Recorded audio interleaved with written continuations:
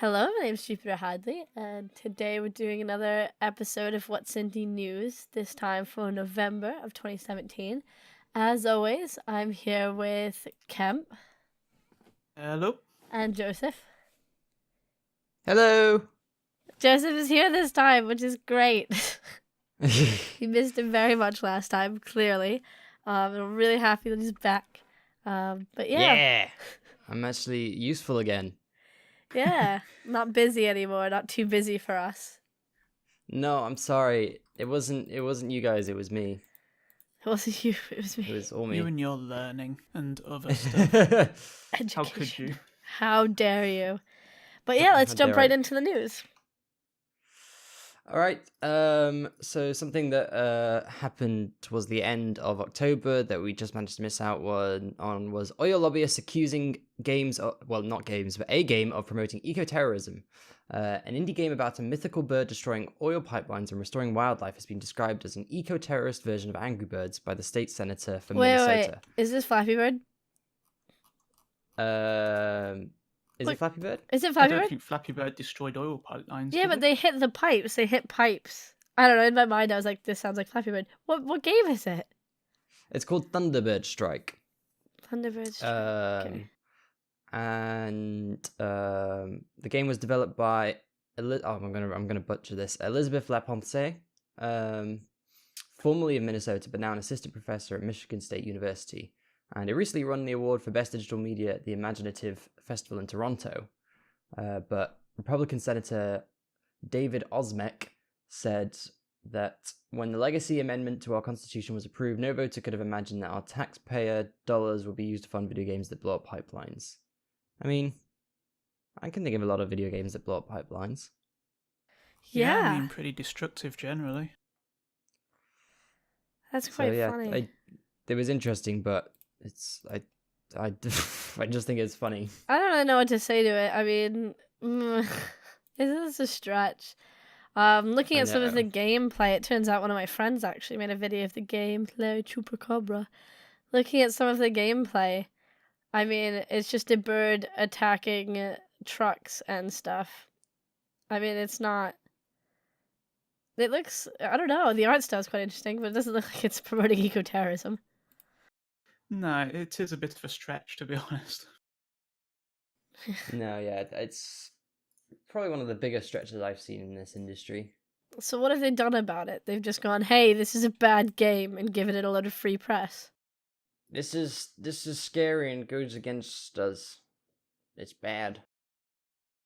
Yeah, it feels like an extension of the video games make you kill people sort of thing. It's like if you blow up a pipeline in the game, you might blow up pipelines in real life now.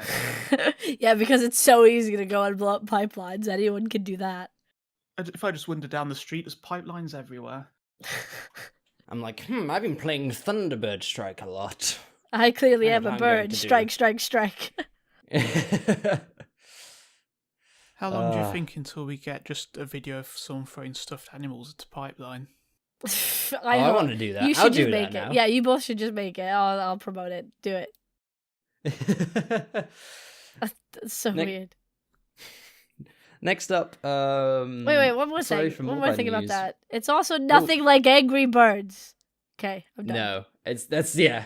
Sorry, they didn't It's only even know a Angry game to Birds and compare. you're It's the a bird. runner. It's like a scrolling platformer, but you're a bird. Like it's. What do you think? Why is it like? Because it has a bird. It's Angry Birds. No, that's not how things work.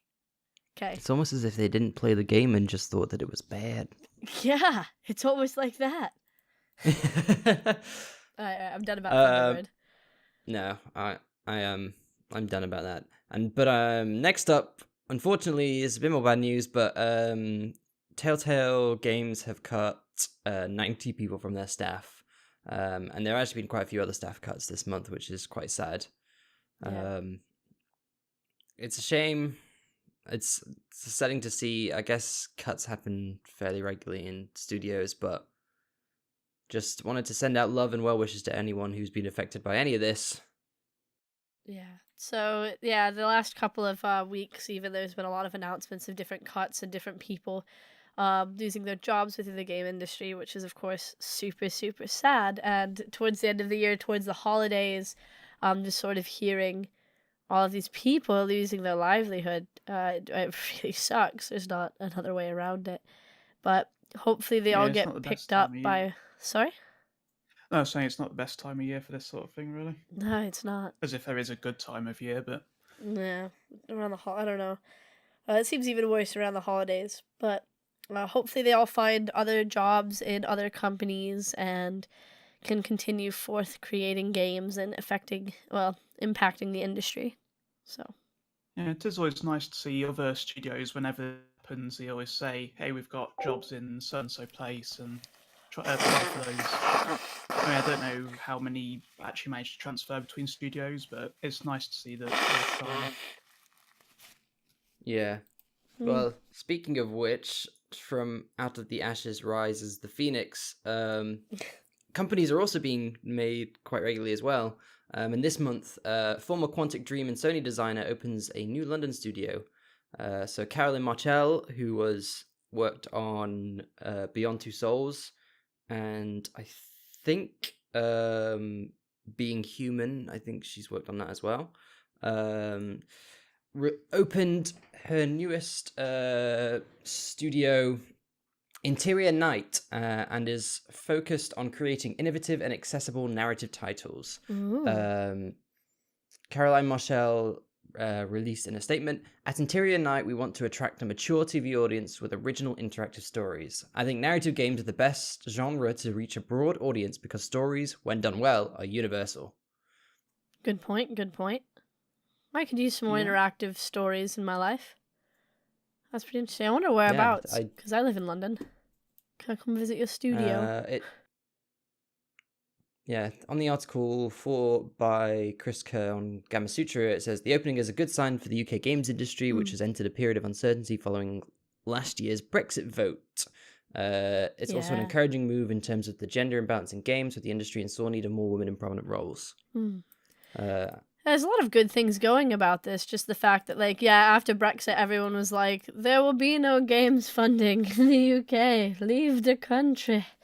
And hearing that, people are still successful here. It's okay. It hasn't affected them as much as people thought, but it still affected them. But it hasn't affected them as much people thought. So it's really good that people are creating studios still and are, making jobs. And I really like the idea of this being narrative-based. There's been some really good narrative-based games recently, and I'm hoping for more to come. There was something I didn't quite care about before, but I'm starting to find a new love for it. Mm-hmm. No, I definitely agree. It sounds like they might be sort of in a similar sort of thing to Telltale did. So bringing this back to the previous story, with making interactive stories for apparently a more mature audience. It sort of makes me think of the Left 4 Dead game. What am I on about? Walking Dead, that's it. Walking Dead. Too many things with dead in the name. Yeah, it's making me think of Walking Dead game that Telltale did, maybe. Or they did a bunch of... I haven't played a bunch of them, but Batman and Game of Thrones, those ones they did must have been fairly for a mature audience. Mm-hmm. Yeah, Wolf Among Us was another one. Oh, I need to finish my playthrough of that, actually. Many games. There's always too many games. There's not too many games. There's a perfect amount of games. Play more. Too many games for me personally to play all of them. I'm not you, Jupiter. Moving on. I'm going to read the next one. There's currently a zine, or zine, if you pronounce it zine incorrectly. There's a zine on developing your own games in Pico8. So recently, a guy called Dylan Bennett created a 72-page zine about game development with Pico8. The zine assumes you've never done game development before. However, there are sections specifically for people who have done game development before, but would like to do so in Pico8. Pico8 is a fantasy console for making, sharing, and playing tiny games and other computer programs. You can also make toys in it. And this zine, the first... there was an actual physical print, it sounds like. And, there's a bunch of contributors, so it wasn't just one guy. I just saw him promoting it and putting it together. And it looks really cool. You can get it for name your own price over on itch. So, you can drop a couple dollars. But yeah, you can purchase Pico8 for $14.99 and then get this sign, and then you can create games. I love the Pico8 engine. I find it to be very delightful. And yeah, this little sign could really help you out. Yeah, I'm very interested as someone who's interested in making small little games in Pico8 because whilst it doesn't have as many features as say things like Unity or GameMaker has, I don't need those. And I imagine a lot of people who want to make small games don't need them either. So it's looks like a fun little engine that I'm very sorely tempted to try out, as well as get the design by Dylan. Yeah, I'm always so tempted to try out Pico8. I actually did get the zine, but I haven't actually read through it yet. From what I saw of it, it looks pretty interesting. Yeah, there's a lot of big somebody name wants to- contributors. Sorry, I spoke over you. That's fine. Yeah, there's a few people in there I recognise. There's a few people I recognize as well, and a few of them I know do a lot in Pico8, so I'm sure their wisdom and knowledge is spread through this. There is a little note that says they might be doing printing soon via Kickstarter at cost. So I'm sure if you follow Dylan, so there'll be a link in the description of wherever you're listening to this. If you follow Dylan, you can probably hear about when that happens and maybe receive a physical copy if you back the Kickstarter. There should be another issue as well coming out in the near future. So I would just recommend following him. Follow him. Perfect. Now, speaking of game makers and engines, Game Maker Studio 2 launches a new low-cost Create Edition. This was on the 14th of November. Finally. Yo-Yo Games has announced a new license for its popular Game Maker Studio 2 engine. The 2D game creator will now have a Creator Edition, which will be available to purchase via Yo-Yo Games' website. It features all of the tools of the current versions and gives users full access to the marketplace in order to get assets. Developers can use the lower cost licenses to perfect the use of the engine and move to a higher cost package if they wish to release their projects on other platforms, including the desktop edition, which allows games to be released on non-console devices such as iOS and Android. The Creator Edition license will run for 12 months and will cost $39. If users do want to upgrade to the desktop version, then they will also receive a 30% discount off the $99 permanent price. Right, so this is great. Yeah, democratizing development. See, I'm a little torn on this one. Why? Ooh.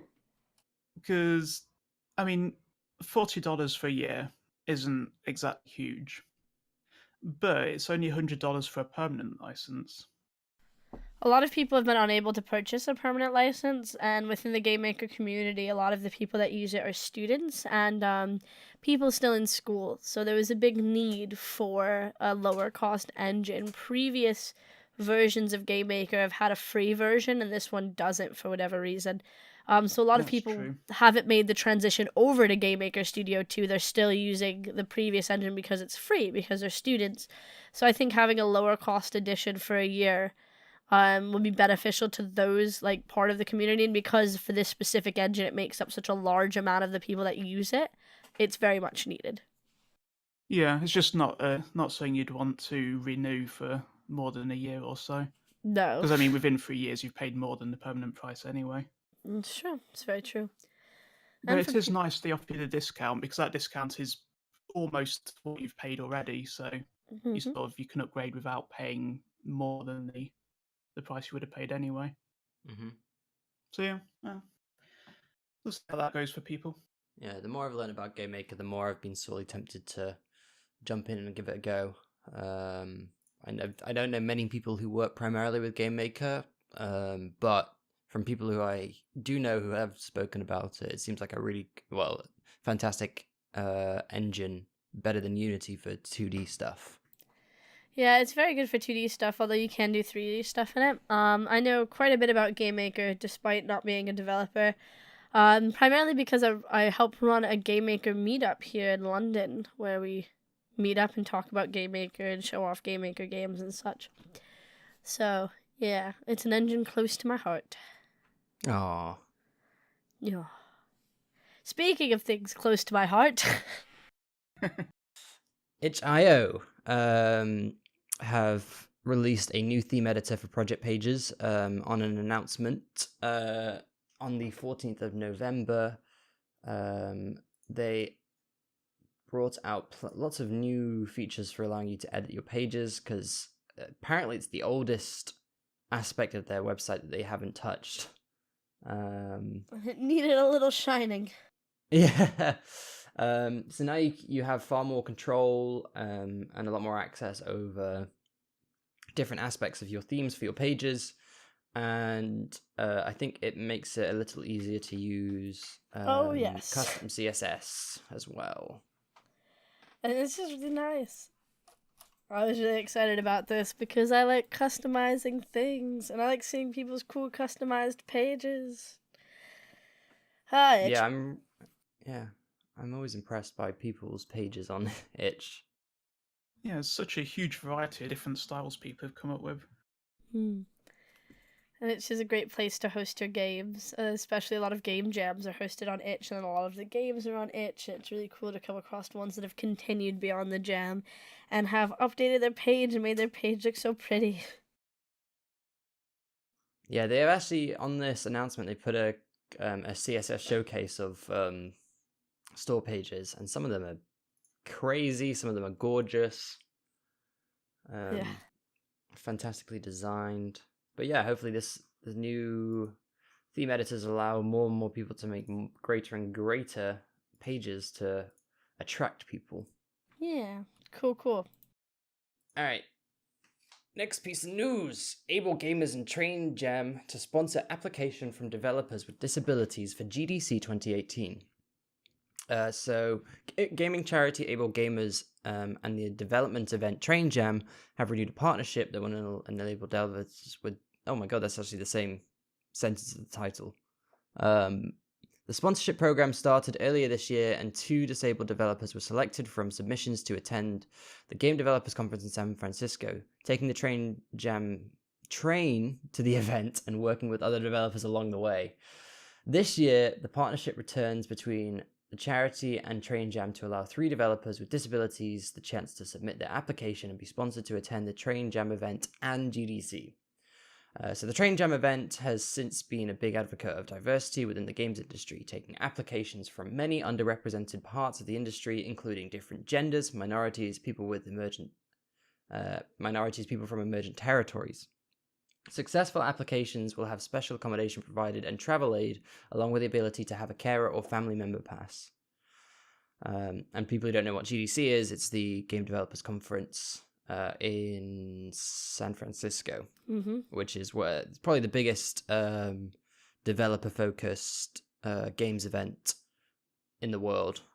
Yes, and Train Jam is a big game jam that happens in a train. It starts in New York and it goes across country all the way to San Francisco for the event, and during that time, developers make games on a train.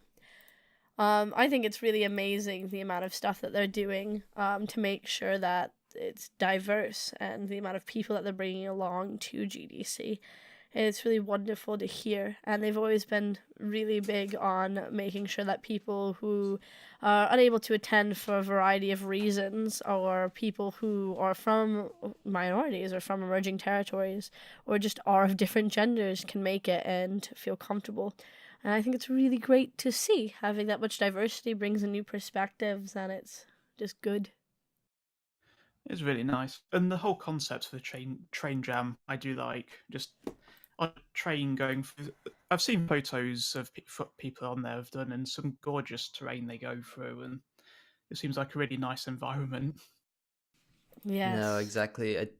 When you jam, I can imagine doing it on a train is awesome. I only really learnt about the Train Jam a couple of weeks ago, so what? Seeing it, I was like, whoa, this is really cool. Have you lived under a rock? We have something like this in the UK, and then I was like, oh yeah, we have terrible trains. Your trains suck.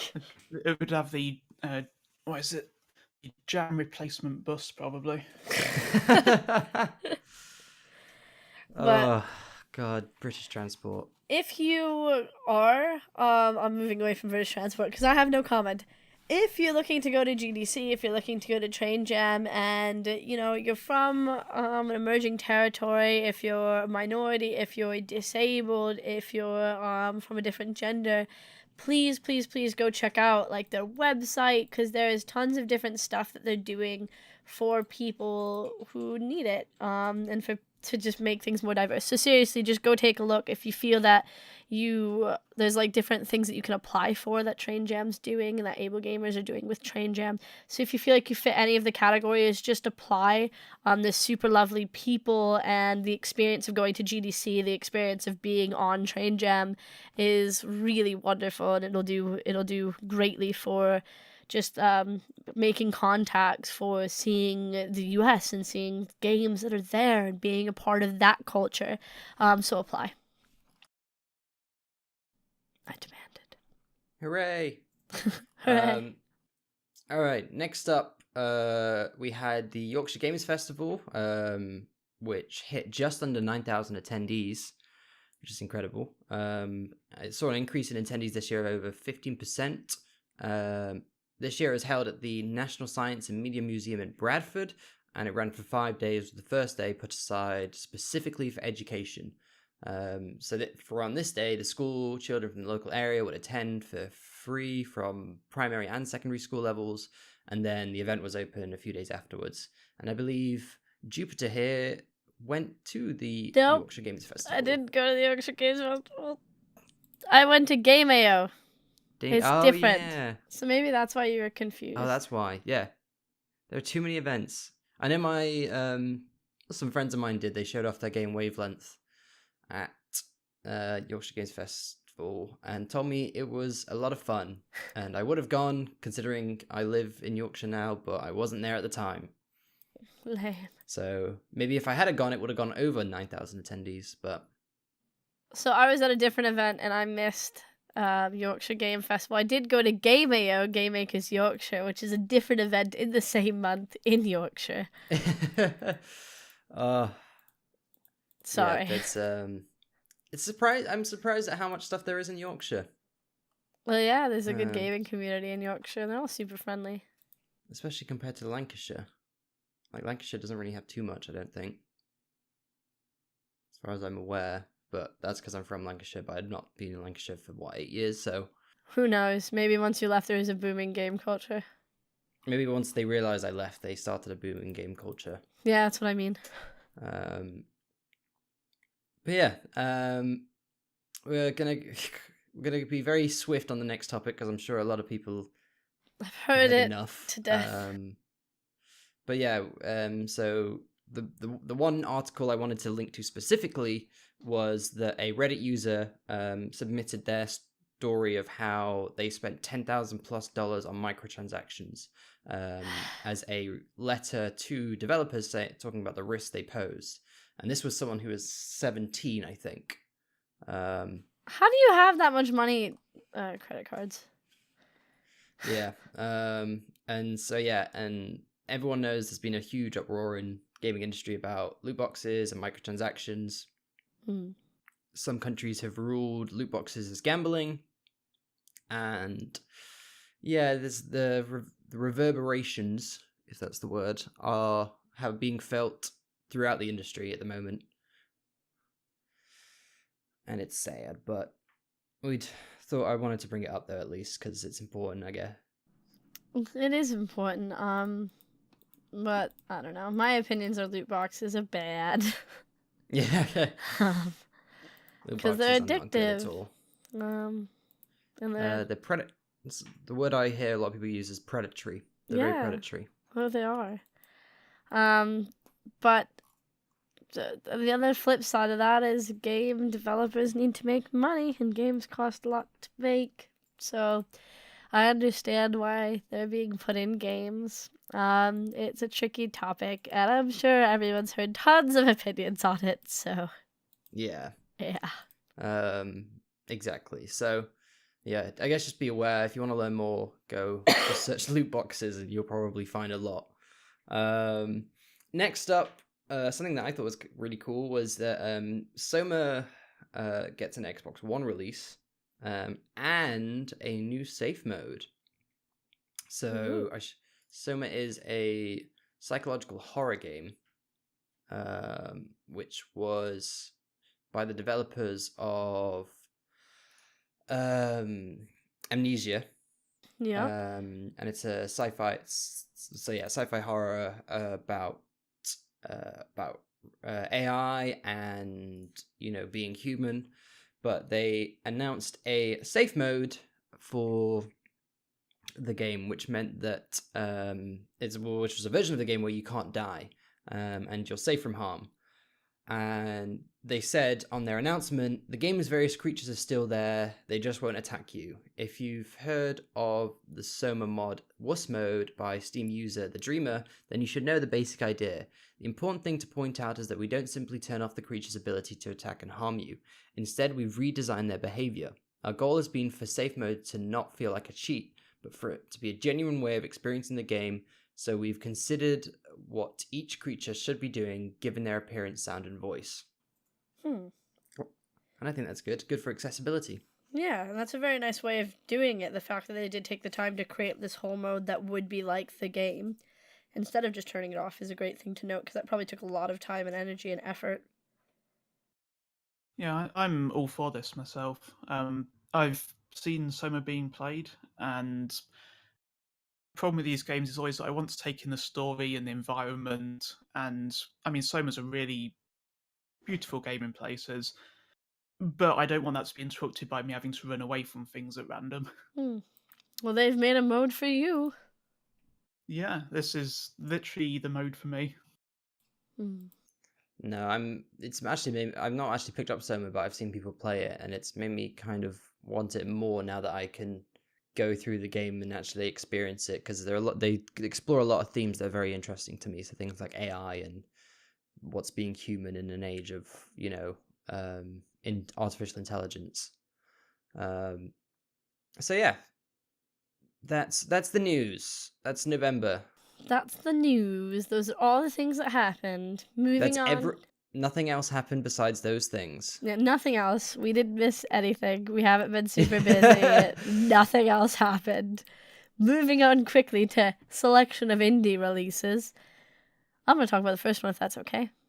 Yeah, I've not played most of these. I also want to talk about Far From Noise. But okay, we're going to talk about Superflight. First game is Superflight. This game is available for £2.09 on Steam. Superflight is a score-based wingsuit gliding game. On the Steam page, it says Superflight is an intense, easy-to-learn wingsuit game with an infinite number of beautiful, procedurally generated maps. A great game to relax for half an hour and chase your highest score. So half an hour at £2 is pretty good. It's pretty good. From the video, this game reminds me a whole lot of Fugal, but a bit more boxy, and it looks quite fun. I think they might even reference Fugal on their Steam store page, or even at least some people commented on it, talking about it, saying it's similar to Fugal but a bit different. But it is really fun. It's I don't know how long I've played it, but I really just sat down and just been like, right, I don't really feel like doing too much. I'm just going to glide around for a bit. And so I'd sit down, have a go at gliding. The controls feel really nice. The environments are great. You can just put any kind of music you want on and just have at it. And it's one thing I really like is that it's, the more you practice it, the better you are at mastering it. And it's really, really, really fun. I'd recommend it, especially for £2.09. Yeah, it's so cheap. Game, why is it so cheap? Yeah. Does someone want to read the next one? So thank you for someone on our Discord group for recommending this. Slay the Spire is a deck building roguelike featuring procedural generation and permadeath. From the Steam store page, they say, we fused card games and roguelikes together to make the best single-player deck builder we could. Craft a unique deck, encounter bizarre creatures, discover relics of immense power, and slay the spire. It is available for $11.99 right now with a very positive Steam rating. I think it's 90%. Wow. And our Discord community member, Quantum Potato, said, It's like Dominion meets Final Fantasy. Haven't seen anything quite like it, and I'm enjoying it. Cool. Thank you, community member. Yeah, we got community members. We have those. Quantum Potato, and it's I've only really started playing deck building games recently, and I've been quite enjoying them. So this is interesting to say the least. It's $11.99 on Steam right now as well. Cool. Have you played it? No, but I am tempted to get it. Okay. Definitely looks interesting. I mean, I don't think I've seen the words deck building and roguelike in the same description before. I like the graphic style. They work quite well together, though. So that's what. Well, they seemed they would in concept work well together. So that's what I thought was interesting about it. If you'd like to be a member of our community, follow the link in the description to our Discord. Request. Tell us about games that we want to hear about, and then we'll talk about them. Tell us about news we don't know about. And then we'll know about it. Moving on to a game that I've played before called Far From Noise. Far From Noise is a narrative game set on the edge of a cliff in an old rusting car. The Steam page says Far From Noise is a single-player narrative told through dialogue choices. As days fade to night, experience quiet moments of interaction with a variety of creatures and witness the transformative forces of nature as they happen around you. Through conversation with a welcome companion, begin to discover your reasoning for being out there and your relationship with the world, life and death, and if you'll see tomorrow. This game is available for £5.99 or £8.98 if you want the soundtrack as well. I played an early version of this game at EGX, the main EGX, in the Left Field collection, I want to say 2 or 3 years ago. And I loved it. The sticker's still on my laptop. It's sort of this out-of-body-esque experience where you know that you might die at any moment, and for whatever reason, you're calm, you're okay with it, and you take the experience to hope that someone comes and finds you, but also to discover more about who you are as a person. It's a good game. It's something that I'd been debating getting since you introduced it or told us about it. So, like a very interesting experience, and some of the reviews echo what you were saying. One review that spoke to me was the thing about Far From Noise is that it'll ask you something very special, something that we all forget to do nowadays, something that I've forgotten. This game will ask you to take your time, don't rush things, sit down and relax, as you'll be forced to follow the slow pace of the game, but you'll enjoy it for sure. It's very interesting, and I've been told that it covers very heavy, well, not heavy, but big existential themes. Yes, it does. And it's also out on PlayStation 4 if you have that console, as a relaxing PlayStation 4 game. I do. Maybe you should definitely get it. I'll get it on PlayStation then. You should get it then. Cool. Done. I'll be back in however long it takes to finish. Let us know how you feel about your life. See you. Bye. I'm off.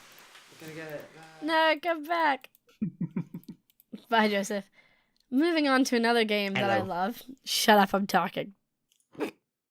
Moving on to another game that I love. It's called Air Memories of Old, but it's spelled A-E-R. From the Steam page, it says transform into a bird and fly to explore and experience a vibrant world of floating islands in the sky. Venture down into lost ancient ruins where each step leads you closer to the end of the world. This game is £13.49 on Steam. You can also get it on Xbox. I've played it on Xbox. And I actually saw this game at Sweden Game Conf, and it was one of my favorites. It's now been released. It's really wonderful. It's another bird flying game, but it's not just a bird flying game. So there's like a world of floating islands and you fly from one island to another, but there's a lot going on. You're basically on this like final pilgrimage, and you're being led by a guy who's taught you a lot in life, but isn't leading you anymore. He's kind of left you to do your own. So you have to follow sort of instructions from different townspeople to find puzzles, and then you have to solve the puzzles, and there's lots of like supernatural, I want to say, stuff going on, and it's quite an interesting journey, and I've really enjoyed it so far. I haven't completed it yet, but it's such a well-made game. It's so good. I really enjoy it. So that's how I feel. Another, well, I guess not a heavily narrative game, but It is quite narrative. it seems, well, it's more involved in theming and stuff, but it looks really cool. Gods of old are forgotten, lost in the events that shattered the world, leaving only fragments of islands in the sky. Yes. Ooh. All of these islands are like very separated, but they're really fun to fly to. One thing about this game that I'm going to mention really quick is that when I played it in Sweden, I might have mentioned this in the Sweden video. When I played this in Sweden, I was like, I'm going to break this fucking game. So I sat down to break it because I was bored. And I started flying straight into the clouds, hoping I could clip through the clouds and break stuff. And I was pretty satisfied that I'd done this, because when you go inside the clouds, it did something I wasn't expecting, and I was like, oh, I broke it. No, they've designed the inside of the clouds so that you can fly through them. Okay. And so you can see the fluffiness of the inside of the clouds. I don't know. That's cool. It's great. That's really great. I was really happy with that. I was like, this is wonderful. Yes. So this is the third game recently that I've heard of where you fly around. You can just fly around. I wonder if that speaks to some like hidden desire in game developers at the moment. Become a bird and fly around and not care about all this nonsense. It's also the third one that we're going to talk about in this podcast about flying. This is... We need a spin-off flying game you podcast. Fly, you bird. One more game that I've been playing that recently came out is called Oh My God Heads. This one doesn't have flying, I'm sorry. Oh My God Heads is a fast and frantic multiplayer fracas in which 4 players swing pointy swords, sling explosive pies, and celebrate the deaths of their foes with exuberant aplomb. How do you say that?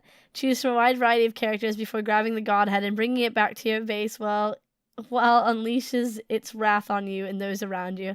This game is £10.99 on Steam. So I've been playing it quite a bit. It's fun. It's a really fun game. There's a load of different gods, and each god is a giant head that has powers. And you and up to 3 of your friends, you can also sub out your friends for bots, though don't put a whole team of bots, that doesn't work. But yeah, you can sub out your friends for bots. Just sort of try to score, but all of the gods each have their own unique abilities. Like there's a giant cat god that randomly will reverse your controls or freeze you, and there's like a giant god of the earth, which is a ball that you can throw and crush other players with, and there's like Zeus, who lightning strikes everyone, and there's loads of little power-ups, and you can throw explosive pies. It's a really wacky, fun game, and the graphics are quite nice for it. It's a nice style. Oh wow, I do like the style. Yeah, it's got some style. So every time at EGX and Rezzed I see this game, and I've never actually got around to playing it. I think the queues are always huge for it, if I remember. Oh, that's fun. Alright, so now we're on to a collection of games. Fantastic Arcade has released a collection of exclusive games which are available right now as a bundle on itch. From the itch page, we brought together 6 of the most talented indie developers from around the world to create new games, all of which made their debut at our 8th annual Indie Gaming Festival, Fantastic Arcade, which took place in Austin, Texas on November 17th through November 19th. All proceeds from the sale of this bundle benefit our nonprofit organization, help us showcase more amazing games both here in Austin and in a city near you, and commission more fantastic developers to create new games like these. They've got a little collection of games, all of which are very different, but really cool. The first one is Pipsqueak. Pipsqueak only has one purpose in life: to eat all the eggs he can find, to help Pipsqueak transvert through unseasoned terrain and vanquish any and all of those who get in their way. It's got like a really funky sort of childlike art style. And then there's Panic Variants, which is a collection of 3 projects, including 1 solo piece and 2 collaborations. So the first one's Panic Variants, which begins as a short branching arcade game but opens up into something else that is replayed and explored. And then Plunola, which is an audiovisual instrument which uses cellular autonoma to drive sound generation.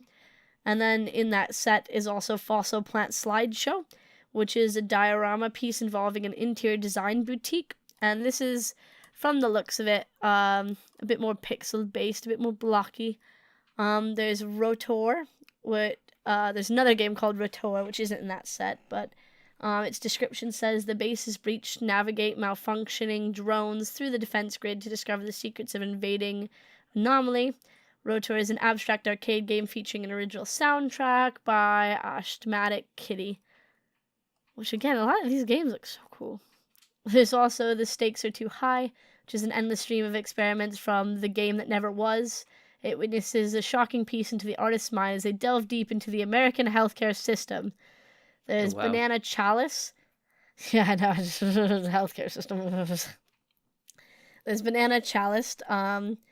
So this was made by the developer who's behind Fjords, as well as a number of other tiny games and experiments. It doesn't have a description though, which is you'll just have to play it and find out. It looks like a really cool, lots of letters and pastel colors. And last but not least, there's Forget Me Not R. Mazes and monsters and mushrooms and flowers and witches and potions and eyeballs and tombstones and tumors, and dashers and grinders and slimers and bombs and bombs and bombs. Plagued with a curse of auto fire, you roam the corridor of Forget-Me-Not forever in search of a cure for your beloved. So it's just a great mix of games. And it's only $15. It's only $15. You get all of those. That's good for 6 games. And also currently their 2016 bundle is also half off. So if you want those games as well. I was just to say that I like the look of The Stakes Are Too High. Let me correct that. And currently, if you buy this bundle, you can get 50% off of their 26 bundle. There you go. That's what's supposed to happen. So I see. A package deal. I understand. Oh yeah. I like bundles because I like lots of games. Well, I have a thing for you. It's called the Fantastic Arcades Collection of Exclusive Games bundle. I like it. The creators of Fjords, Strawberry Cruise, Panoramical, Beglitch, Forget Me Not. Oh, Pipspeak looks so cool. And all proceeds support Austin's independent game community. Support local developers. Or if you're not local to them, support awesome developers because they're all awesome. So I'm going to talk some more at you. Right. I went to some events this month, most of which... let me just tell you about the events I went to this month. I'm not going to talk about games that are favorites from all of these events because a lot of these events had games I'd already seen before, which is fine. I'm going to talk about some games that I've already seen before. But this month I went to Rapture Gaming Festival, Game AO, and Reading Comic Con. And I had a good time at all of these events. They were all great. I also went to Game Anglia, which will get a special mention in a minute. Game AO and Game Anglia are the two that I'm going to talk about. Game AO was Game Makers Yorkshire, not the Yorkshire Gaming Fest. And there were 2 games there that I really enjoyed. I'm going to mention Fugle again because I love Fugle and it fits in with this episode. So Fugle is the relaxing bird flying experience. Experience the thrill of flying as you explore the natural beauty of a vast voxel world. Relax and feel as free as a bird as you create your own adventure with no time constraints or set goals. Discover and observe hundreds of unique animals whose feature your shape-shifting bird can absorb. So you can become other animals. This game is £6.99 and it is wonderful. If you liked any of the other bird games mentioned, buy all 3. Buy this one too. Buy all the games. But yeah, they had it on a big screen. I know. I'm sorry, I'm gonna keep going. They had it on a big screen, and it looked beautiful on the big screen. It was like a whole wall. Oh, it was so pretty. I was tempted to get Fugle. You should. It's still tempted. It sounds like you're tempted to get a lot of games. You should increase your games budget. I should, but I don't think I can. Decrease your food budget. Increase your games budget. Life hack. I don't need food. Who needs food? I just need games. Maybe I'll do that. That's a good idea. Eat the games. Nom, nom, nom. I will live off of games and this experiences they provide me and my sustenance. So I need less games. That's my problem. Fair. I have the same problem. I'll sell you my games. I won't say my games. If I could just give Joseph all my spare games for my Steam library, it'd be great. But you could family share with him. Anyway, that sounds very, very good. Anyway, another game that I really liked from Game Mayo is a game I haven't spoken about before, and it's called Yorkshire Gubbins. And Yorkshire Gubbins is hilarious. It's a point-and-click adventure game. From the page, it says, a collection of incomprehensibly daft comedy adventures. Forget about the real world and come to Yorkshire, where everything's safe, everyone's clean, and those robots are totally, totally normal. This game is £3.99 on Steam, which is a bargain, let me tell you, because you get a load of different, beautifully voice-acted, funny, well-designed games, stories, I should say. And the developer is still adding more stories, and she's not raising the price of the game. You get all of the stories currently in it, and also featured stories. And they're just wonderful. They're really, really wonderful. So about this game, are you safe, are you clean, are you normal? If the answer is yes, you probably don't live in Gubbins. A bride cloned by a slug monster on her big day, a robot on the run from a spork jogger, two print and trophy shop owners addicted to LARPing, and a celebrity chef with underpants that hold a terrible, terrible secret. A normal Thursday then. It's just so funny. Just that's so funny. Currently there's 2 episodes. They're 15 to 30 minutes, and one big episode, which is 1 to 2 hours. And there will be up to 4 more big episodes and whatever else we make still to come over the next year, which you will get automatically. So in total, you'll probably get 4, 5 times 2, that's 10, 11 hours worth of stuff for £4. And it's good stuff. It's full of British humor. It's really funny. You should play it. I had a nice laugh while playing it. I really enjoyed it. Top quality deal. Yorkshire Gubbins. Yorkshire Gubbins. Oh, I know. Living in Yorkshire, there are lots of robots. The tutorial's even funny. If you want a good example, if you're a student or something and you're researching good tutorials, play this game and check out the tutorial and take notes, because it's a great tutorial. The tutorial's a game in itself. Let's be honest. The tutorial's great. Oh god, if only someone was doing that, and then, they'd be able to take down this information, type it in right now, and buy it whilst on some sort of podcast. Yeah, if only someone... Yeah, do it. Buy it. I'm buying it. Cool. Another event that I went to is called Game Anglia, and I want to talk just specifically about Game Anglia, the event. So Game Anglia is East Anglia's biggest gaming development conference. It came to Ipswich. It was this month. It was the month of November.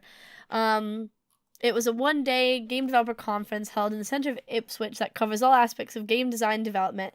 It had tons of talks from really awesome people in the industry, like Brenda Romero, John Romero, and Rihanna Pratchett, and Dan Racha, and Liz Mercury, and just really great people talking about what they know.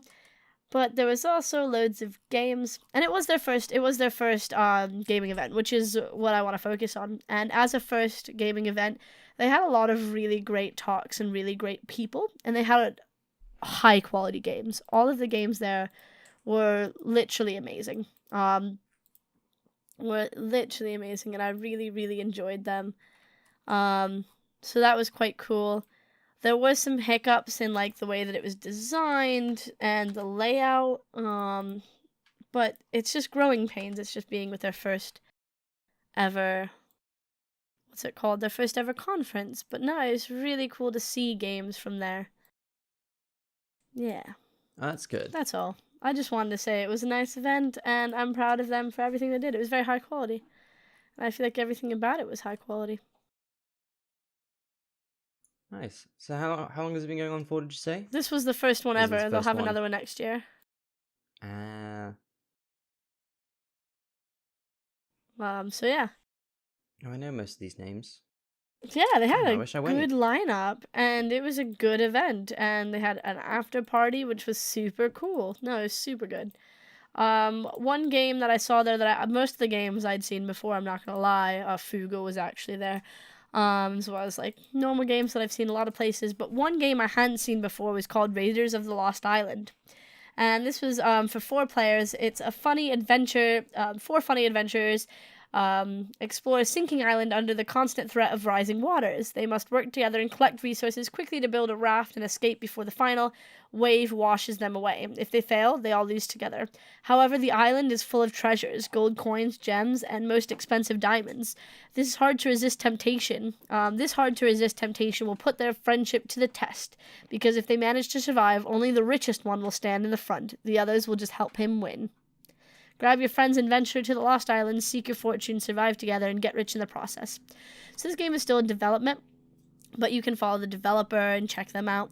But it was just really fun. It was a really cool idea because you're trying to survive and not drown, but you're also trying to collect gold and make sure that your friends don't collect gold because you want to have the most gold. And it was just a cool dynamic. I do like games like that, yeah. The ones where you're against each other, but if you don't cooperate in some way, you all lose. Yes. Anyway, there's a really interesting dynamic, and you do have the amazing. I haven't played this one particularly, but in other ones, you do have the amazing moments where everyone's just about to win, and then one person stabs all the others in the back. And yeah, it can break friendships, I guess. It's like the Mario Kart of cooperative games. Yes. That's what I want in games. Mario Kart. But yeah, that's all of the stuff from the events that I've been to recently. I've talked a lot. Cool. Been busy. Busy. So gonna go talk about things to look out for. So a game named All Our Asias was announced. This was actually last month, but we wanted to put it in this month since we didn't talk about it. This is from Sean Han Tani, the co-creator of Anodyne and Even the Ocean. All Our Asias is described as a surreal lo-fi 3D adventure about identity, race, and nationality. Planned to come out in the fall of 2017, so sometime around now. The Steam store page reads, the protagonist's name is Yuito, 31 Japanese American, hedge fund analyst, USA born and raised. One day he receives a letter from his estranged father. His father is dying. It's too late for Yuito to speak to him, but his father is on life support, and Yuito has an opportunity. He can undergo a memory world visitation and enter his father's memory world, a series of supernatural landscapes where Yuito can explore his father's experiences and secrets. It's a very old, as Sean Hantani describes, PSX-ish, third generation game. And I really like the style of it, personally. It looks interesting, but I've not actually played Anodyne or Even the Ocean, so I don't know if either of you two have. I have played Even the Ocean. I'm pretty sure I've played Even the Ocean. Let me look it up. Even the Ocean. I have not myself. I think I own Anodyne. I don't know why I haven't played it. I've played Even the Ocean, which was a really nice narrative platformer, and I enjoyed it. I know this developer. Like, I follow them on Twitter. I know them. I follow them on Twitter. And this game looks particularly interesting in just the graphic style, the weird stuff going on in it. Mm-hmm. Yeah. No, I'm excited. I'm excited to see what it's about. To check it out. Yeah, I've only heard about it since you brought it to my attention, but I am interested to see how it goes. Yeah, I thought I brought this to detention. I thought I had mentioned this game, but I wasn't sure if I had. So, but I have. I don't think you've mentioned it in a. No, I mentioned it in the chat. No, yeah, I don't think you mentioned it in the previous podcast. But yeah, a Sunrush, the strategy board game, was successfully backed on Kickstarter. This was at the start of November. Well, it started at the start of November. It has, as of recording, 3 days to go. As of release, it might be done by now, but It's already met its goal of £1,113. It's actually doubled it, more than doubled it. And it's a strategy board game that challenges players to take advantage of a constantly changing playing space with the ability to maneuver and attack ships, deploy drone armadas, juggle heavy bombs, and build action point buffing fleet formations. Players will have a lot to consider on every turn they take. board games are usually very popular on Kickstarter, and they're usually a lot of good ones, and I think this is one of them. It looks really cool. The video is also super funny. Has them all dressed up in costumes. Cool. Did you back it on Kickstarter? No, I didn't. But I've been watching it. Yeah, it is a funny video. It's a really funny video. But yeah, no.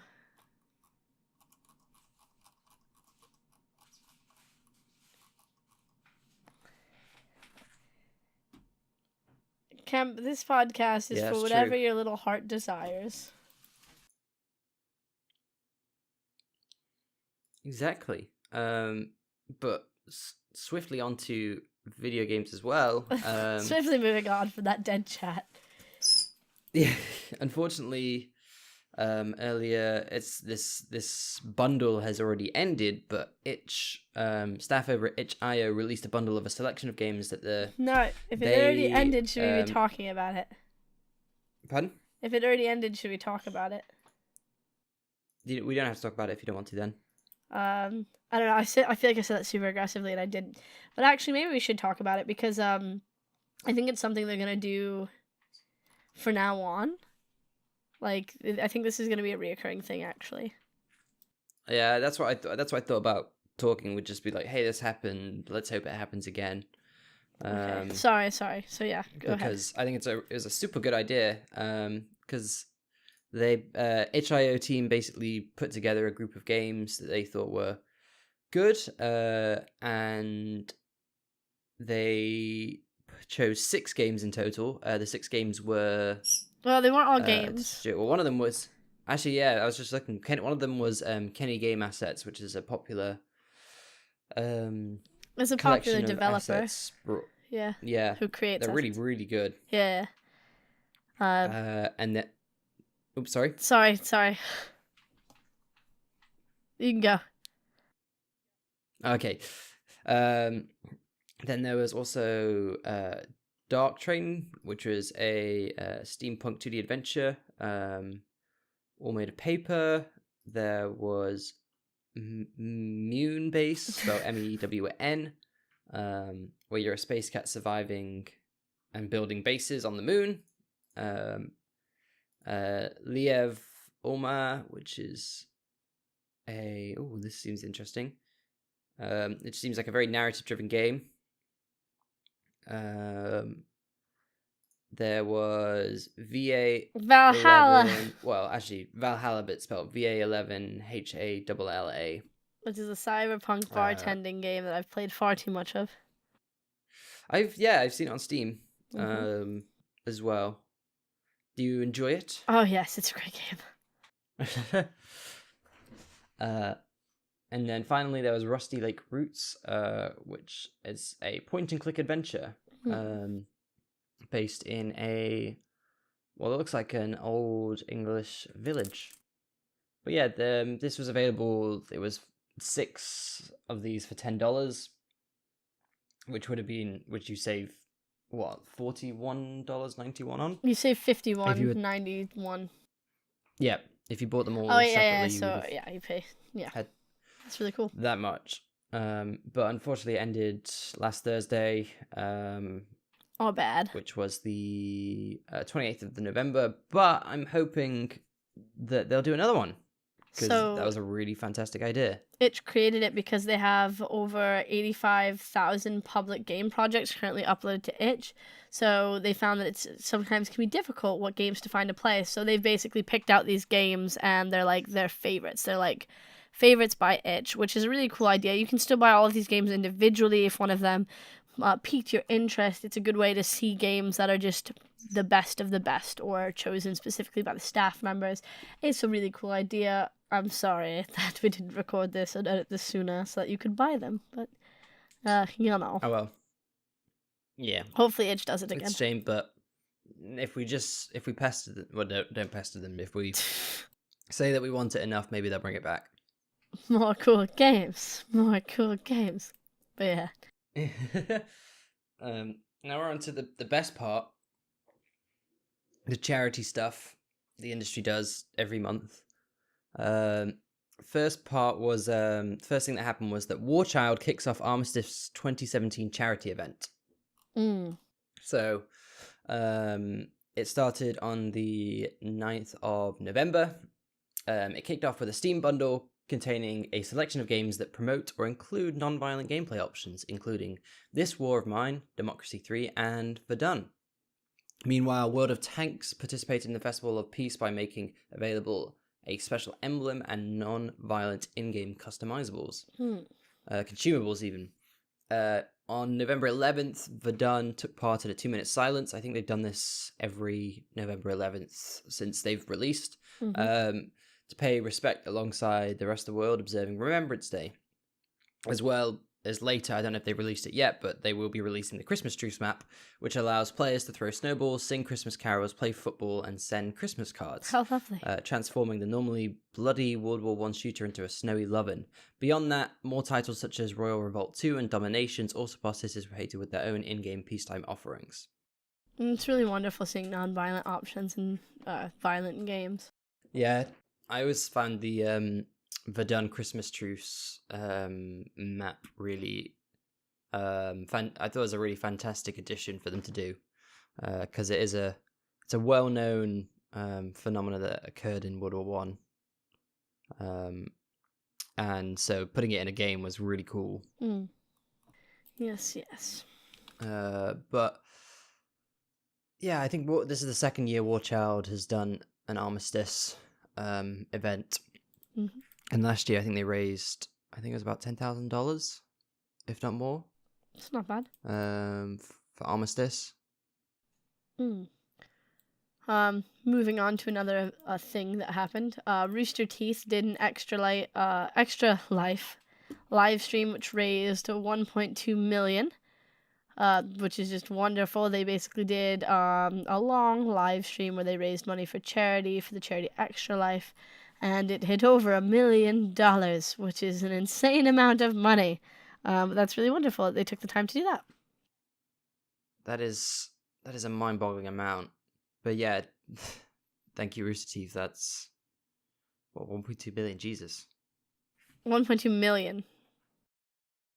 Yes. There's this really weird progression of things where when I was at uni, Rooster Teeth were just these guys that were doing a Halo sort of series on YouTube, or on their site, I think, at that point. And now they're like, yeah, we did a stream, raised 1.2 million for charity. Yeah, it's just Tuesday. That's really cool. It's really cool that they evolved to the point where they're able to just positively give back to the community in that way. If that makes sense. Yeah. Well, let's go into some fun news, although I think it's fun news for computer scientists rather than normal people. I mean, I can pretend it's fun. So Opus Magnum, a game about an alchemical puzzle game, which allows you to mess around with some of the mechanics of the game, and it's based on around logic puzzles. A player made an alchemical computer. No, can you explain what this means? Which is crazy, by the way. What, the alchemical computer? Yeah, just for those of us who don't know what that means, can you explain? It's basically so a computer just carries out a bunch of logical tasks, logical commands, tasks, functions to take in inputs and convert them to specific outputs. So it would say you take in it uses like lots of things like addition and multiplication, and it's basically lots of, I don't know, computing is a big field in which it's just figuring out the best way to take in inputs and provide the correct outputs. Okay. And the alchemical bit is just saying that this uses alchemy in the form of Opus Magnum game. And so basically they use the logic of Opus Magnum to build their own computer, which can take in inputs and create specific outputs. I guess that was a Kemp, do you wanna... Was that a fair explanation?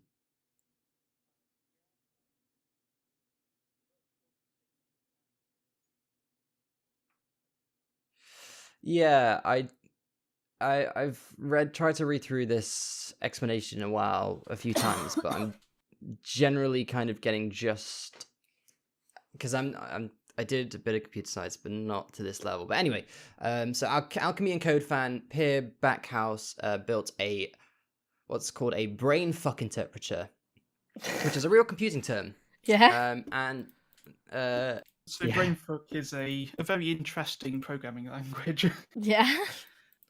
It's I've messed around with it in the past, and you can write programs in it, but it's basically unreadable really afterwards. But it's a very simple language. It implements pretty much the very basics of what you need to be a complete a Turing complete language. But it's all angle brackets and such as the instructions. So it when it's written down, it's a very like I say, a very interesting language. But sorry, you were talking there, Joseph. No, it's all right. No, it's that's a better explanation than what I had. It's technically a brain fuck to read. So, so what happens? So in the actual game of Opus Magnum, you have these things called arms, which check whether an atom is in one place or another. And basically, in the game, you're trying to put together different atoms to form new substances using these arms. And as the machine runs, as the machine runs, they constantly grab. If there is an atom to work with, it grabs the atom. But if there's no atom, then it just spins and does its job anyway, applying whatever it's been programmed to do to work on empty air. So, like almost like as described here, a cobbler working on an invisible boot. It's something you can work into the puzzle solutions for the main game, but using this method, Pierre Backhouse managed to create what was called a command token, which was a molecule with a specific pattern of gold atoms, which will flow in different directions depending on what gold atoms are present, and manages to interpret these inputs as different outputs. I think it was only a matter of time with this game because it helped facilitate that. But it reminds me of when in Little Big Planet someone made a calculator. And it sounds fairly simple, but they actually managed to build the entire logic of a calculator into a level of Little Big Planet. Such that when you do 2 + 2, it does all these mechanical things to figure out what is 2 + 2 or 2 × 2. Yeah, I think it's pretty much a constant that in most open world games, someone will find a way to make a computer of some kind. It's quite interesting seeing the lengths people will go to just create something completely weird and not quite meant for the game. And I think the early Minecraft ones were the really well-known ones early on, weren't they? Where just using pistons and some basic redstone logic, people managed to make giant computers. Yeah, I remember seeing there were graph plotters. Someone made Tetris in Minecraft. I think someone said it made Mario at one point in Minecraft. And like out of computers, not as if it's like you built a Mario level that you then played. It was like they built a computer which then played Mario using redstone. That's insane. It's very common in Minecraft. If you just look for like Minecraft computers or stuff, you get so much from people who are just super fascinated by computers and like to basically build them, but not physically in some kind of digital environment. No. And they're very smart people, and I'm very jealous. I think Dwarf Fortress even, people have built computers in there using like water and lava flows as to control the logic, if I recall rightly. Jeez. Damn. Yeah, people are too good at this. No, yeah. Way too smart. Stop being smart. I'm joking. You can be as smart as you want. Yeah, you give us more things to talk about. That's true.